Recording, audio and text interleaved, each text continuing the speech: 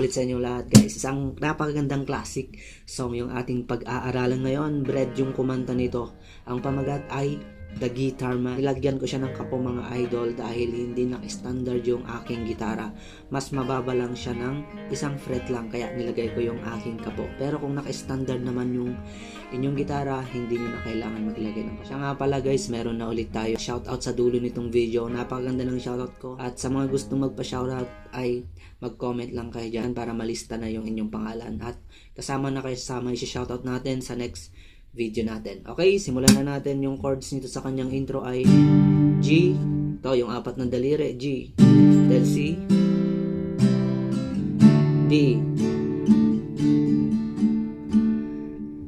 Bali yung ginagawa ko rito sa D guys ay nagdi-D sus4 ako, D sus2. Yung D sus2 guys nakadiyan, di ba? Aalisin nyo lang yung gitnang daliri, ganyan ang D sus2. Yung D sus4 naman ay nakadagdag itong hinliliit sa 3rd fret, first string. Okay, ganito kung paano ang gagawin dyan.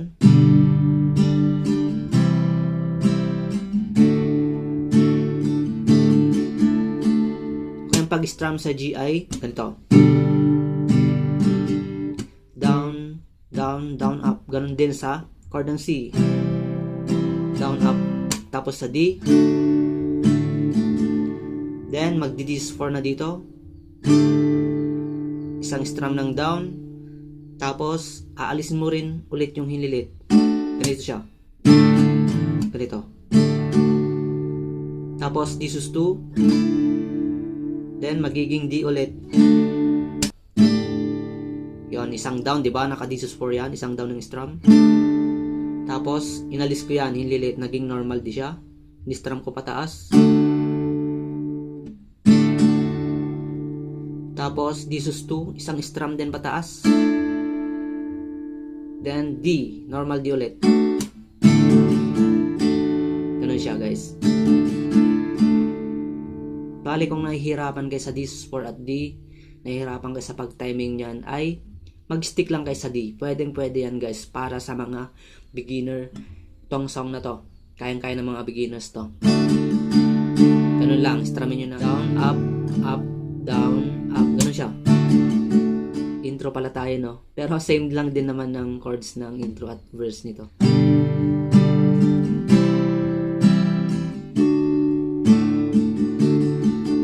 Ganun lang siya kung hindi nyo kaya mag D sus4 at mag D sus2. Kung nahihirapan kayong mag-timing, stick lang kayo sa chord ng D.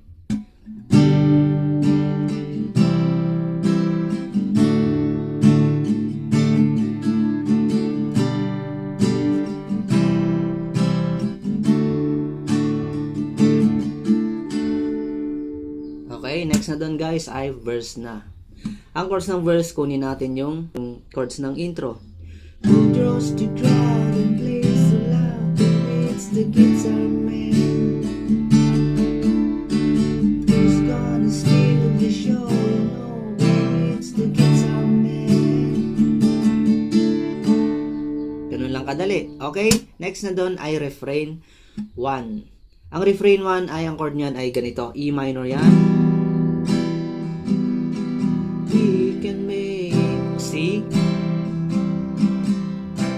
Tapos babalik ka sa E minor. Hit down.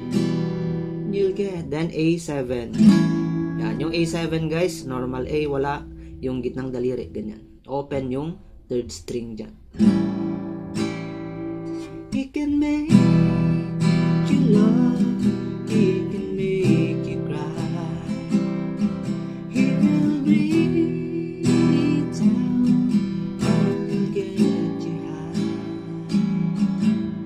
pag-strum ko ay yung down, down, up, up, down, down, down, up.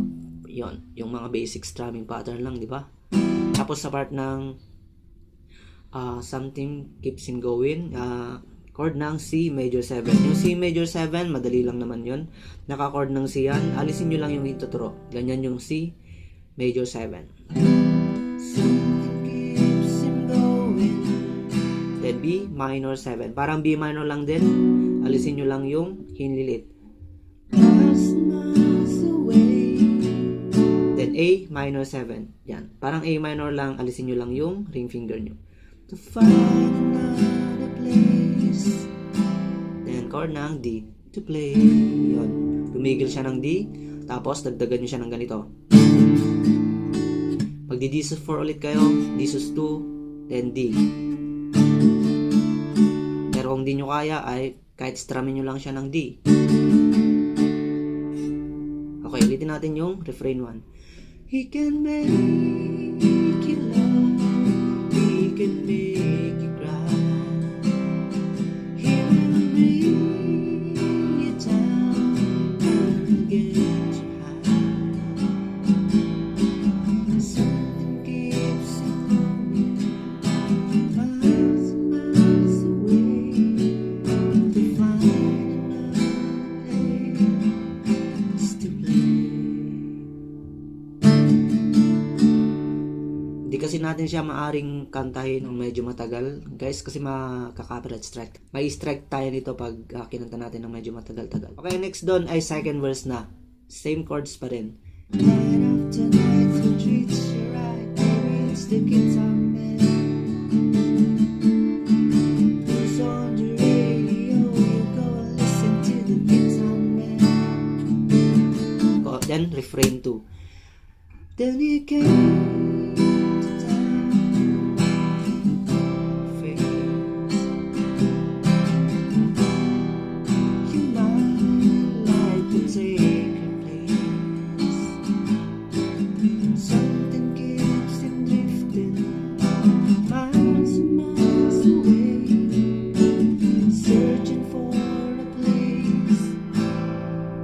to play. Bigil na siya sa chord ng D. Kasi, ang next na doon ay tawagin natin itong bridge 1, guys. Kasi dalawa yung bridge. Same pa rin naman ng melody niya. Yan, ipapakita ko na lang yung mga lyrics ng bridge 1. Then, yung chords niya nasa itaas, guys, yung kulay green. Nandyan. Hindi ko na itatapat yung chord sa bawat words. Dahil meron namang pattern dito dito sa bridge niya. Tigda 2 strum lang down bawat chords dyan. Tingnan nyo. Pero ipapaliwanag natin yung mga chords. Ang unang chord dyan ay A minor. Then you listen to ang next chord dyan, nakikita nyo A plus, then major 7. Ang A plus major 7, yan, medyo hindi kayo familiar dito, pero madali lang naman, hindi naman siya bar chord. Ganyan yung A minor, di ba? Yung hintuturo nyo, ipitin nyo yung second at third string sa first fret, ganyan. Tapos fourth string sa second fret. Ganyan yung A plus major 7. Yan.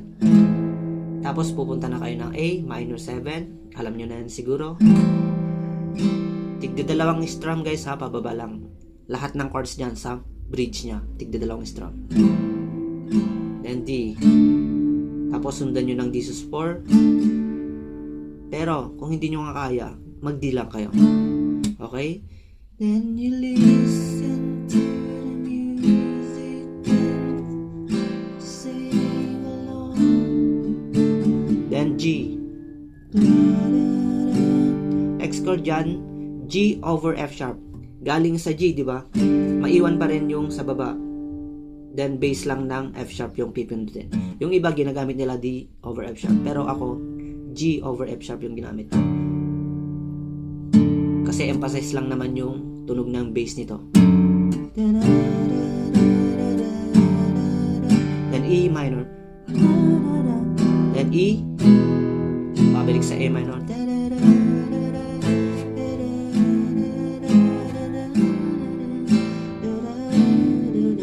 Then E.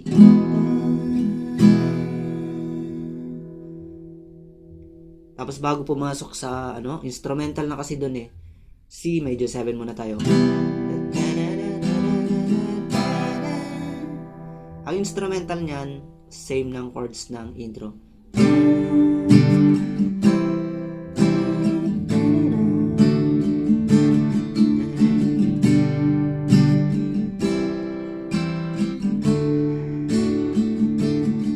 Ang susunod na doon, guys, ay refrain 3 na doon. Ganun pa rin yung mga chords niyan. Tapos, laktawan na natin yon. Then next, punta na tayo ng bridge 2. Pareho pa rin yung mga chords guys. Yun, nandyan ulit yung mga lyrics. Gitarahin ko, kantahin nyo kahit sa isip nyo lang guys ha.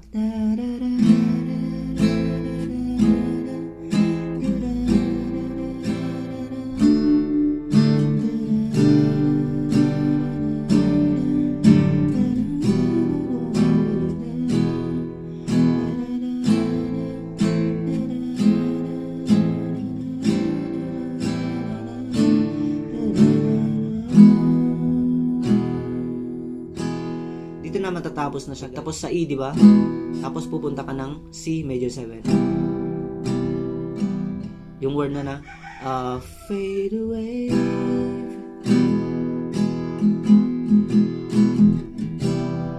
C major 7. Got to play. Unti-unti na mag-fade dito. Fade away.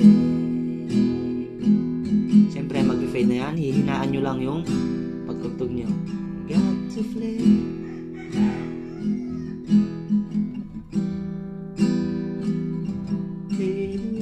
Yun, nag-fade na, di ba? Ganun lang tugtugin yung The Guitar Man. Magsi-shoutout na tayo. Tara!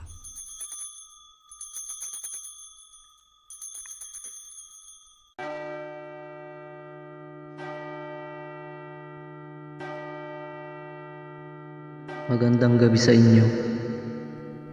Simulan na natin ang orasyon, magsipagtayo po tayong lahat.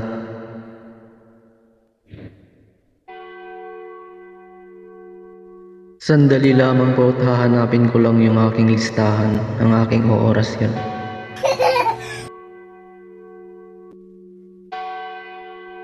Narito na yung mga listahan ng aking oorasyonan. Sa mga gustong magpa-orasyon dyan ay magkomento lang dyan sa baba. Unahin natin si Bobo G, sunod natin dyan si Opo Yoyo na hindi natin alam kung taga saan pero lagi siyang nagko-comment sa ating mga videos. Nandyan din si J-Fit Fusion, dating Jai in Japan yan pero nagpalit ng pangalan. Kasunod din dyan si Jano Please Baya at si Cutie Ting na laging nagre-request sa atin pero hindi natin nagagawa yung request niya. Kaawaan mo sila. Kaawaan din natin sila Kwatcherang kusinera na tinatawag nilang LC. At nandyan din si Annalise Journey, Jane Barona Vlog, may Army at may Ulonggay, isang tao lang pala yan. Kaawaan mo sila. Orasyonan din natin si Miss Arn, Ayumi Simple RD, Mr. Lee Art, at ang laging nakikerried away na si Jolan Kobo. Kaawaan mo sila. At hindi rin pauhuli dyan si Mama Lynn, Simply Grace, Mary Yahoo, at ang nagbabalik loob sa ating orasyon na si Sweetie Cake Channel. Kaawaan mo sila. Orasyonan din natin si Smiling Face Channel, Mami Aichel Vlog, Oxystab, Tito Noise Vlog, at si Amlena Vlogs na ayaw na yata mag-YT. Kaawaan mo sila. Kaawaan din natin si Ate Mirna, Tita Beth, Tita Elisa,